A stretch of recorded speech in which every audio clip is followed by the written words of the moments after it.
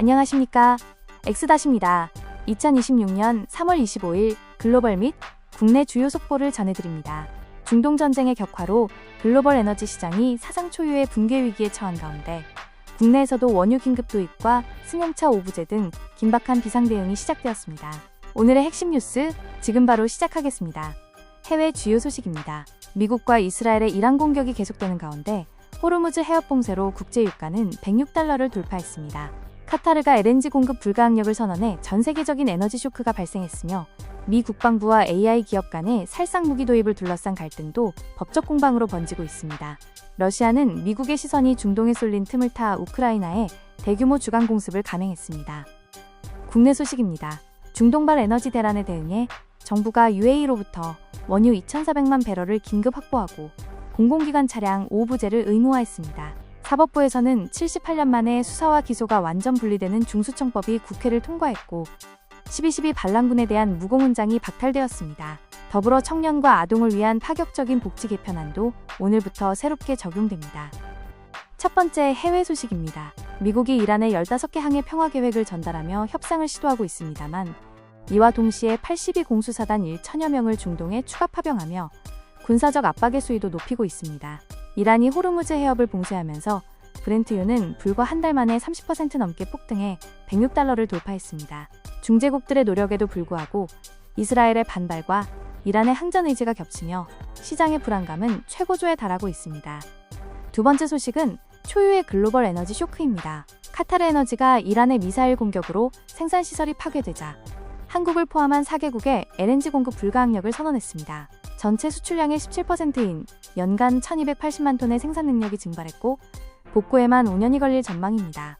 국제에너지기구는 작금의 사태가 1970년대 오일 쇼크를 합친 것보다 끔찍한 타격을 줄 것이라며 전 세계에 강력한 경고를 보냈습니다. 세 번째는 AI와 국가 안보를 둘러싼 갈등입니다. AI 기업 엔스로픽이 자사기술의 자율살상 무기 사용을 거부하자 미 국방부는 즉각 이 회사를 공급망 위험 기업으로 블랙리스트에 올렸습니다. 엔스로픽은 헌법적 권리를 침해당했다며 연방법원에 소송을 냈고 담당 판사 역시 정부의 과도한 징벌적 성격을 지적했습니다. 기술의 통제권이 개발자에게 있는지 구매자인 국가에 있는지 세계가 이 재판을 주목하고 있습니다. 네 번째 소식, 우크라이나 전황입니다. 미국의 군사적 시선이 중동에 쏠린 틈을 타 러시아가 사실상의 춘계 대공세에 돌입했습니다. 대낮에 무려 400대에 달하는 공격 드론을 쏟아부으며 우크라이나 전역을 강타했습니다. 방공미사일이 고갈되어가는 우크라이나는 필사적으로 러시아의 정유시설을 역타격하고 있지만 동맹국들의 지원마저 지연되며 개전 이래 가장 혹독한 위기를 맞이하고 있습니다. 해외 마지막 소식입니다. 나사가 동맹국들과 수년간 준비해온 달 궤도정거장 게이트웨이 계획을 전격 취소했습니다. 대신 $200억, 우리 돈 약 26조 원을 투입해 달 표면 연구기지를 건설하고 화성행 핵추진 우주선을 개발하겠다고 선언했습니다. 하지만 전문가들은 $200억라는 예산이 턱없이 부족하다며 결국 이번 정책이 스페이스X의 스타쉽 프로젝트를 밀어주기 위한 꼼수가 아니냐는 비판을 쏟아내고 있습니다. 국내 첫 소식은 숨통이 트인 에너지 안보 소식입니다. 이란 전쟁으로 호르무즈 해협이 봉쇄된 가운데 우리 정부가 아랍에미리트로부터 국내 1일 소비량의 8배가 넘는 무려 2,400만 배럴의 원유를 긴급 도입하는 데 성공했습니다. UAE 대통령은 어떤 위기 상황에서도 한국에 가장 먼저 석유를 주겠다고 굳게 약속했습니다. 현재 양국 국적선 총 9척이 석유를 싣고 출발했으며 나프타 수송선 한 척도 한국으로 향하고 있어 당장의 급한 불은 끄게 되었습니다. 하지만 국내 에너지 상황은 여전히 비상입니다. 오늘 0시를 기해 전국의 모든 공공기관 차량 150만 대를 대상으로 승용차 오부제가 전면 의무화되었습니다. 4번 이상 어기면 징계까지 받는 강력한 조치로 하루 3,000배럴의 원유를 아끼겠다는 목표입니다. 정부는 국민들에게 전기차와 스마트폰 충전을 전력 수요가 적은 낮에 해달라고 간곡히 당부했으며 위기가 심화되면 민간 차량까지 오부제를 강제하는 방안도 검토 중입니다. 대한민국 형사사법 체계에 지각 변동이 일어났습니다. 검찰의 직접 수사권을 전면 폐지하는 중대범죄수사청, 일명 중수청법이 국무회의와 국회 본회의를 최종 통과했습니다. 이로써 78년간 이어져온 무소불위의 검찰체제는 역사 속으로 사라지고 기소만을 전담하는 공소청으로 쪼그라들게 되었습니다. 오는 10월부터 대형경제, 부패 수사는 새로 출범하는 중수청이 전담하게 되며 선진국형 수사기소 분리에 마침표를 찍게 되었습니다. 역사 바로잡기 소식입니다. 1979년 12.12 군사반란에 가담했던 반란군 인사 10명에 대한 충무무 공훈장이 47년 만에 전격 박탈되었습니다. 국무회의는 김진영 전 육군 참모총장 등 10명이 아무런 전투 공적도 없이 권력 탈취만으로 허위 훈장을 받았다고 지적하며 서훈 취소를 의결했습니다.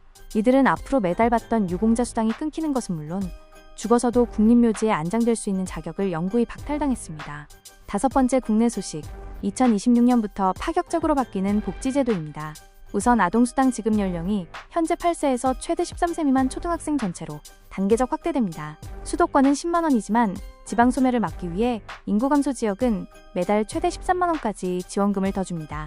또한 한시적으로 운영되던 최대 480만 원 규모의 무주택 청년 월세 지원금도 올해부터는 언제든 1년 내내 신청할 수 있는 상시제도로 완전히 정착되었습니다.